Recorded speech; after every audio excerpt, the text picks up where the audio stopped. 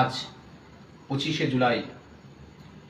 এই 25শে জুলাই সুপ্রিম কোর্টে 17 নম্বর বেঞ্চে 17 নম্বর সিরিয়ালে মাননীয় বিচারপতি সঞ্জয় কুমার এবং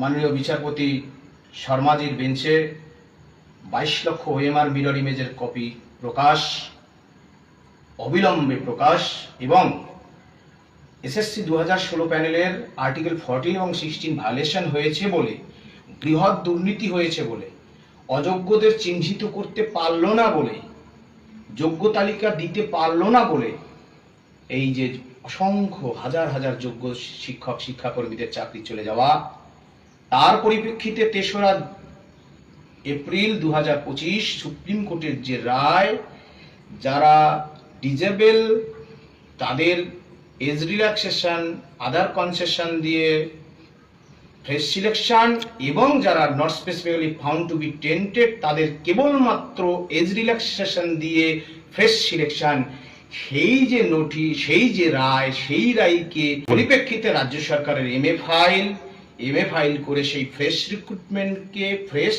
ফ্রেশ সিলেকশনকে ফ্রেশ রিক্রুটমেন্ট বলে চালিয়ে দেওয়া, আবারও SLST 2 বার করে নতুন চাকরি প্রার্থীদের সাথে আমরা যারা ভুক্তভোগী যোগ্য শিক্ষক শিক্ষিকা শিক্ষাকর্মী আরও যারা আছে তাদেরকে চাল কাকর বা নতুন পুরনো মিশিয়ে আবারও আর্টিকেল 14 এবং 16 ভায়োলেশন করার যে নোটিশ, সেই নোটিশ যার ডায়েরি নম্বর 32408/2025 এবং ওএমআর মামলা 30303/2025, এই দুটো মামলাতেই আমাদের জয় হবে। আমাদের দেরি হয়েছে লাইভটি করতে, আমরা দীর্ঘ সময় ধরে আইনজীবীদের সাথে কথা বলেছি। আগামীকাল পশ্চিমবাংলার সমস্ত অংশের মানুষ, চাকরিহারাদের সমস্ত অংশ দিল্লির সুপ্রিম কোর্টের দিকে তারা তাকিয়ে থাকবেন, আমরা এই আশা রাখি। তারা প্রত্যেকেই প্রতীক্ষায় আছে, আমরা জানি। আমরা চাকরিহারাদের সমস্ত অংশ, তাদের পরিবার, যারা আপনারা মাসের শেষ শিক্ষাকর্মীদের বেতন বন্ধ, এই পরিস্থিতিতেও আপনারা যারা আর্থিকভাবে সহযোগিতা করেছেন, এই এক ইতিহাসের সন্ধিক্ষণ। আশা করি আগামীকাল সুপ্রিম কোর্ট ভারতীয় সংবিধান ন্যায় বিচার পাইয়ে দেবে। আমরা আইনের প্রতি শ্রদ্ধাশীল, আশা করি আমরা ন্যায় বিচার পাব, সেই প্রত্যাশাই রয়েছে পশ্চিমবাংলার মানুষ।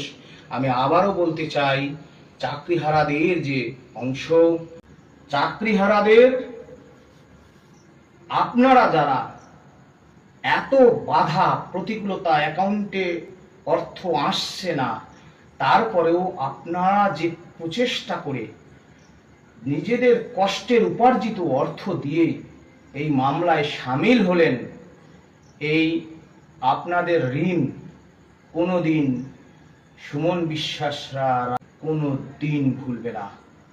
আপনারা যে লড়াই লড়েছেন সেই লড়াই কোনোদিন ভোলার নয়। আগামীকাল এই যে মামলার শুনানি রয়েছে, আপনারা প্রত্যেকে আপনাদের যে ইষ্ট আরাধনার দেবতা রয়েছে, ভগবান, আল্লাহ, খোদা, জয় জহর, জয় গরাম, যীশু খ্রিস্ট, বুদ্ধ, গৌতম বুদ্ধ, আপনারা আপনাদের আরাধ্য দেবতার কাছে আপনারা দোয়া করবেন, আশীর্বাদ চাইবেন, দোয়া চাইবেন, আশীর্বাদ চাইবেন তাদের।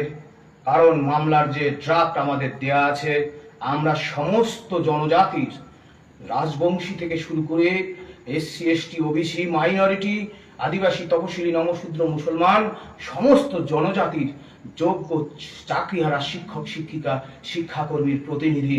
সুতরাং আমরা কখনো, এবং যারা প্রতিবন্ধী রয়েছে, আমাদের রবীন্দ্রনাথ বাবু তা বারবার করে ফোন করেন, সমস্ত অংশের প্রতিনিধি হিসাবেই আমরা পথ চলবো। সুতরাং আমাদের চিন্তাধারায় কখনোই কাউকে খুশি করার জন্য, কাউকে অখুশি করে কাউকে খুশি করার রাস্তায় আমরা কোনোদিন হাঁটিনি, কোনোদিন হাঁটবো না। সুতরাং দীর্ঘদিনের লড়াইয়ের ফলে একটু অভিজ্ঞতা হয়। সুতরাং আশা করি সমস্ত অংশের যোগ্য শিক্ষকদের প্রত্যেকের সম্মান আছে, সেই সম্মানকে বজায় রেখে অন্যদেরও কথা বলতে হবে।